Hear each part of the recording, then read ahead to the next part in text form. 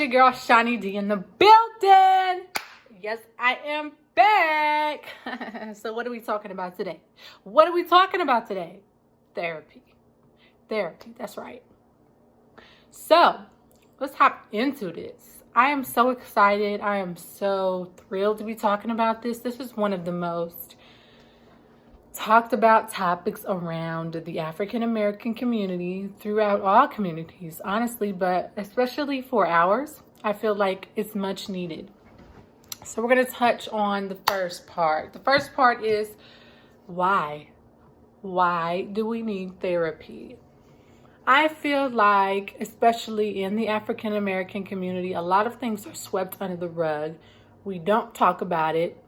We just go on about lives and generation after generation, and things are just not dealt with in a proper and positive and healthy way, to where if the next person were to have a child, things just go on as they are. Family secrets are revealed, and we just aren't really taught that, we can go seek some guidance and some help, from an outside, unbiased person. Honestly, for me, it took a lot of different experiences to happen to understand that I actually need it, that it is very helpful, it actually works, and I want to continue to do it. And it's something that I am committed to doing. And not only I knew that I was very aware that it had to be done, but when you're maybe the youngest or even maybe the oldest, some things in some families continue because not a lot of people are able to challenge the oldest person, because what they say goes, and they never really learn from their mistakes. They never really learn from other people's experiences. And once someone passes away or once a big event happens, you really see a person's way of dealing and coping with certain things. And a lot of people can't handle a lot of different situations under pressure. And so I feel that, especially in this community, with any topic, whether it be rape, whether it be molestation, whether it be racism, whether it be political views, whether it be school, whether it be homeschooling, whether it be religion, whether it be Christianity, Muslim, I feel like we're all interracially intertwined. Why not feel like you can get all perspectives out with the unbiased individual that can really ask you certain questions that the person in your family or the person right next to you is not asking you or challenging you with, or giving you certain objectives or things to work on while you're not going to therapy, such as homework or things you have to do outside and put that work in, to understand that, hey, this is not just a 1 hour or 3 hour session. It's something that happens over time that you have to work on and build that confidence within yourself to be able to even have those difficult conversations with the oldest person, with the youngest person, with whomever in that particular family. And I feel like, depending upon your situation, if you work in an industry that serves you a purpose of you have to be at work for long hours, or you're working 24/7, some people like the aspect of being online, or even FaceTiming, just like doctor visits. You don't necessarily, in today's time, you don't even have to go anywhere. We'll talk about that another time. But yeah, I feel like people are confined to one thing, to where face-to-face interaction is not necessarily needed. But a lot of people choose online therapy, which is great. There's nothing wrong with that, especially if you're on the go, if you travel a lot, depending upon the type of industry and type of work you have to do. Online is great. It's a great tool to say, hey, if I'm not available for you at this moment, let's chat, or let's work on some things. I'll send you a couple of different items to work on, and then we'll get back together in person. So that's a great way to look at it as well. But depending upon your situation, online may be for you, it may not be for you. A lot of people go in person or in group therapy, individual therapy, family therapy, marriage therapy, counseling, counseling, therapy, seeing someone, there's nothing wrong with it. There's nothing wrong with it in today's time. It's just the way the world is moving. I feel that you do have to, some people say you do have to be ready, but not necessarily. A lot of people can be ready on a piece of paper, just like a resume, and they're not emotionally there. They're not emotionally ready. Some people, they have to have that intervention to where, their family members or their friends or their life is, just automatically spiraling and going out of control, and they're making very poor decisions, and they're not able to be financially stable because of that, and things are being taken away from them, such as their children, or they're losing sense of self. And so once you hit your own rock bottom, you feel that, okay, an unbiased opinion will do me some good. Now, some people have that taboo of, oh, well, I can get paid to do this, and, why didn't you speak to this person over here? Well, sometimes in those perspectives, you're still not there. In certain environments, you're still not able to be heard when you're with the person you don't know and it's unbiased. They don't know you. They don't know you from Jump Street. They don't know you from anything. They don't know even what you look like, if you haven't met this person, if you're not doing online. They don't know you. So it's really an outside perspective that they can ask you questions. They can challenge you. They can be consistent in their work and what they have to do and what direction they feel that this may help you, or this can heal you, or this may open your eyes to where you never even thought about it in that situation, or you felt like you've closed the chapter on some friendships or relationships or marriages, whatever the case, or you've had to take in several children, or you've had to do this or that, whatever your situation is, and you feel like, no, I've closed that chapter, I've got it, I'm good. And in certain communities, we tend to hold that weight, like, oh, we're okay, everything's fine. If someone asks you how you're doing, you're supposed to say, I'm okay. You're not supposed to tell them the real, when in reality, that's what a friend is, someone who can help you and steer you in that right direction and not be able to judge you. And, they're going through something similar or something completely different. So honestly, it's not a bad thing. It's not taboo. A lot of people shun people and may even, disown family members because they see a certain perspective, or they see a certain tradition not happening anymore, and they can't move to that level because they're not even within themselves. It's always been this way. We've always went to school at this time. We've always went to church this way. We've always wore our hair this way, or we've always spoke this way, or we always ate this way. So they can't see anything else because they're always, they're not open to change yet. A lot of people are resistant to change just because, based upon what grandmama did, what granddaddy did, what auntie did, what uncle did, what younger sibling did, that's just the way our family needs to go. And a lot of people don't like the word curses or trying to break generational curses, but from my own experience, and once I have children, I want them to be better than me, and to be able to come to me and be like, hey, I see certain things going on, they're highly, intelligent about certain things and their emotions. A lot of people in certain communities just believe that, oh, we should hit our children and not talk to them. And that's why, they grow up a certain way and don't want to talk, and then they act out. And you're trying to figure out, why is my child so weird, or why is my child acting out this way? I never raised them like that. I wasn't raised that way. And so you kind of shelter them in this confined space that they should act, live, talk, breathe one way, when really you're projecting something on them completely different of what you didn't deal with as a child.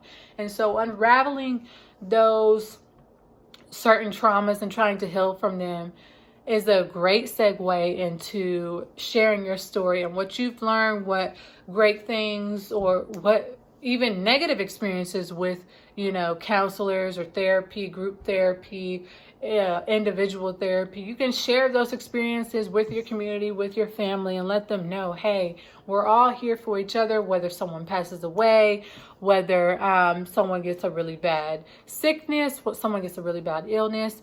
For me, I'm all about positivity. I'm all about love. I'm all about going in that direction of, I'm ready to grow. A lot of people aren't ready to grow, and that's fine. I've had to let go of certain ideas and ideals and stigmas that everybody's supposed to grow at the same rate as me. No, a lot of people just in previous experiences, whether you're dating, whether you're not, whether it's a family member, a friend, a lot of people are in your life for a reason and season. And it makes sense as you get older. You know, something could hit somebody at 5 years old and they don't know that, you know, mommy or daddy or aunt or uncle, they were either in foster care or somebody raised them. They don't know that somebody passed away. They just know they're not there, but, you know, someone breaks it down and they don't really tell them the truth. And they grow up and like, wow, you know, my family member passed away when I was 5, so I really don't have those memories and experiences that you have at 24 and 35 and 72. It hits different. So we all can learn from each other, and we can all collectively understand that, hey, if this person went to therapy, there's nothing wrong with me, or there's nothing wrong with them. You know, they tried it. I can try it. This person can try it. There's nothing wrong with that. There's nothing wrong with them. They're not crazy, and they don't need to be labeled as that. It's just who you surround yourself with and the direction that you go in your life. Really asking those questions within yourself and where you want to be, who you want to be with. What do you see in yourself? What do you see in your children? How do you want them to act? Can they be their best versions of themselves? How would you feel if they came to you and you weren't going? How would you feel if you went to them and they weren't going to therapy? So it's just all in how you look at it in perspective, because honestly, if you can, you know, look at other cultures and look at other ethnicities and races and, you know, really go hard and be so emotional about certain things, then you should be able to look at yourself in the mirror and ask those same hard, tough, and challenging questions like, why can't I? Because honestly, the reflection of yourself is just going to, you're in therapy, you're really just going to explore a deeper part of yourself, the deeper part and inner and true, most authentic self-sense and self-worth of yourself. And honestly, you know, just going for an hour or 3 hours on your lunch break or maybe online is not going to be enough. There is a lot of things that a lot of people don't talk about outside of therapy, where you have to do the work on yourself outside of therapy. And that's probably where the best and most influential part of the process you have to embrace. There's going to be bad days. There's going to be ugly days where you're going to be mad, angry, sad.